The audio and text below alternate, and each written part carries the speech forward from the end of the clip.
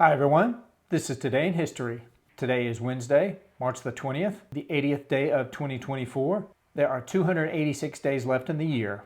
On this day in 43 BCE, before current era, Roman poet Ovid, known specifically for his Ars Amatoria and Metamorphoses, was born in what is now Sulmona, Italy, on this day in 1727.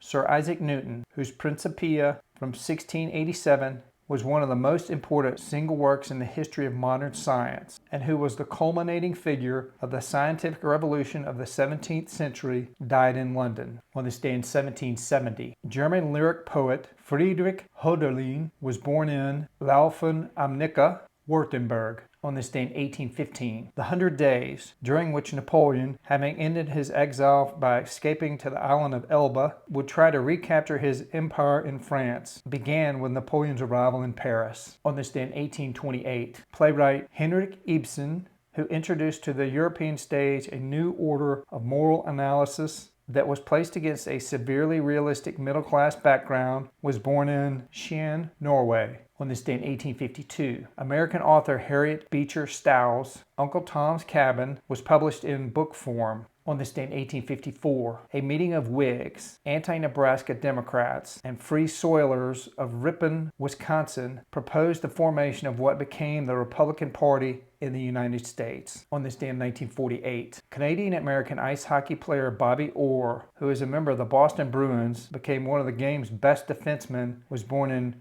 Parry Sound, Ontario, Canada, on this day in 1957. American filmmaker Spike Lee, who is known for his uncompromised and provocative approach to controversial subject matter, was born on this day in 1969. John Lennon, a leader of the seminal British rock group The Beatles, married Japanese artist and musician Yoko Ono in Gibraltar on this day in 1987. AZT, azithromycin, also called zidovudine, became the first drug to be approved by the U.S. Food and Drug Administration for the treatment of AIDS on this day in 1995. Top leaders of On Shinriko, Japanese for Supreme Truth, a Japanese Buddhist sect founded in 1987 by Asahara Shoko, released nerve gas into the Tokyo subway, killing 12 people and injuring thousands on this day in 1999. As they floated past longitude 9 degrees 27 west above Mauritania, Bertrand, Piccard,